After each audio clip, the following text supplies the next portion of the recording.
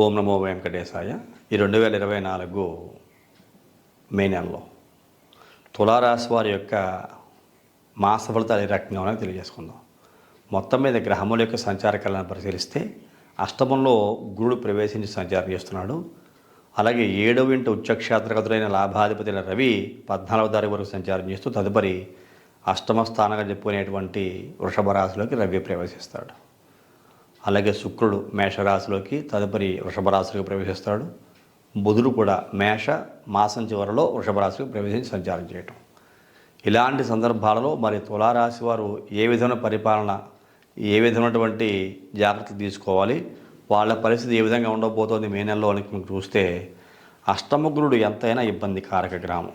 కాకపోతే తులారాశి వారికి యోగం ఎలా ఉంది అంటే ఈ శని రాహులను ఉండబోతోంది. ఈ 2 గ్రహాలే మిమ్మల్ని కాపాడుతూ ఉంటాయి.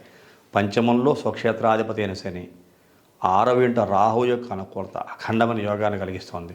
అంటే గురుడు ద్వారా రవి ద్వారా ఏర్పడబోయే అనేక రకాల సమస్యల్ని తొలగించి మీకు శుక్రుని యొక్క ప్రవేశం స్వస్థతనిచ్చి మీకు మేలును కలిగిస్తూ ఈ రవి గురుడు ద్వారా ఏర్పడేటువంటి అవయోగాన్ని సమస్యను కూడా తొలగించి ఈ శుక్రుడు రాహువు శని ఈ 3 గ్రహాలు కూడా మీ జీవితంలో అనేక రకాల సుఖాల్ని సంతోషాల్ని కలిగించబోతున్నాయి అని చెప్పుకోవచ్చు. ఇది ప్రత్యేకించి చెప్పదగ్గ విషయం కూడా.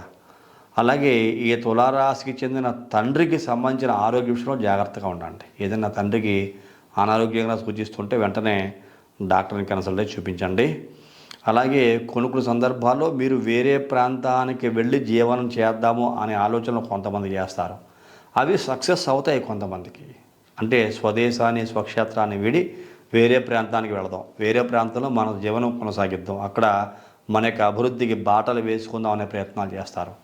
అది సక్సెస్ అయ్యేటువంటి అవకాశం ఎక్కువగా ఉంది అని చెప్పేసి నేను ప్రత్యేకించి ఈ యొక్క తులారాశి వారికి మే నెల మాస ఫలితాల్లో తెలియజేస్తున్నాను.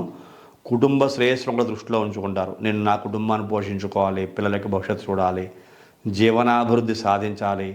ఈ సంవత్సరం పెద్దగా బాగోలేదు, యావరేజ్గా ఉంది, గురుబలం అంటున్నారు. ఇతర గ్రహాల యొక్క అనుకూలతలు ఉన్న ఈ గురుబలం అనుకూలంగా లేని గారి చేత కొంచెం కష్టపడాల్సిన పరిస్థితులు ఉంటాయని చెప్తున్నారు. కాబట్టి నేను అనుకూలంగా నా యొక్క సమయాన్ని మార్చుకుంటాను అనే ప్రయత్నం చేస్తారు. అనుకూలంగా మార్చుకుంటారు, అద్భుతమైన విజయాలు సాధిస్తారు కూడా. రాహువు సంచార గ్రహం, దూర ప్రాంతాలకు తీసుకెళ్ళి యోగాన్ని కలిగిస్తాడు. అందులో రాహుది చాలా ప్రముఖమైన పాత్ర పోషిస్తూ ఉంటాడు. కాబట్టి ఇలాంటి యోగ్యతలు పొందేటువంటి వ్యక్తులు తులారాశి వారు ఉన్నారని చెప్పుకోవచ్చు. గురుబలం అంతగా లేకపోయినా ఈ శని రాహుల యొక్క అనుకూలత బలంగా ఉన్న కారణం చేత, శుక్రుడు కూడా బలంగా స్వక్షేత్రం ముందు సంచారం చేస్తున్న కారణం చేత మే నెలలో అఖండమైన విజయాలు పొందుతారని చెప్పుకోవచ్చు. ముఖ్యంగా కష్టపడి పనిచేసేటువంటి ప్రతి ఒక్క వ్యక్తి తులారాశికి చెందిన వాళ్ళు విజయాన్ని సాధించి తీరుతారు. ఆర్థికమైన స్వావలంబన, రిలీఫ్ ఉంటుంది. ఫైనాన్షియల్గా ఆర్థికంగా బాగా లాభాలు వస్తాయి. అలాగే ఆరోగ్యపరంగా స్వస్థత ఉంటుంది. అనారోగ్యం వస్తుందేమో అని భయపడాల్సిన అవసరం ఏమన్నది. అష్టమగురుడు అయినప్పటికీ కూడా స్వక్షేత్రాధిపతి అయిన శుక్రుడు మీకు వృషభ రాశిలో సంచారం చేయబోతున్నాడు మే నెలలో. కాబట్టి ఓవరాల్గా చూసుకుంటే మే నెలలో తులారాశి వారికి సమస్యలు ఉన్నప్పటికీ కూడా యోగ్యమైన కాలంగానే చెప్పుకోవచ్చు. ఇది గుర్తించదగ్గ విషయము. అలాగే ఆర్థికంగా లాభాలు కూడా సంపాదించే అవకాశం కనబడుతూ ఉంటుంది. ఈ గ్రహాలే కనుక్కొలతే స్వక్షేత్రాధిపతి అష్టమంలో శుక్రుడు ఖచ్చితంగా అనుకూలిస్తాడు, అష్టమ శుక్రుడు. కాకపోతే ఆరోగ్యపరంగా చిన్న చిన్న జాగ్రత్తలు తీసుకోండి. ఉదర సంబంధమైన, గ్యాస్ట్రిక్ సంబంధమైన, అలాగే మోకాళ్ళు, నడుము నొప్పులు, మెడ నొప్పులు కొద్దిగా వచ్చే అవకాశం గోచరిస్తోంది. కాబట్టి వీటి దోష పరిహారార్థము లక్ష్మీనరసింహస్వామి యొక్క ఆరాధన చేయటం ఉత్తమం. లక్ష్మీనరసింహస్వామి యొక్క ఆరాధన చేస్తే కనుక ఎన్నో రకాల సమస్యలు తగ్గుముఖం పడతాయి తులారాశి వారికి.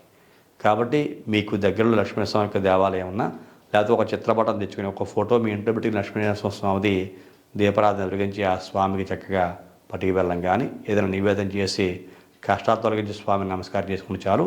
ఎన్నో రకాల యోగ్యతలు పొందే అవకాశం తులారాశి వారికి మే నెలలో ఉండబోతోంది అని తెలియజేస్తూ తదుపరి వచ్చే కార్యక్రమంలో మరిన్ని విశేషాలు తెలియజేసుకుందాం. అంతవరకు సెలవు. నమస్తే.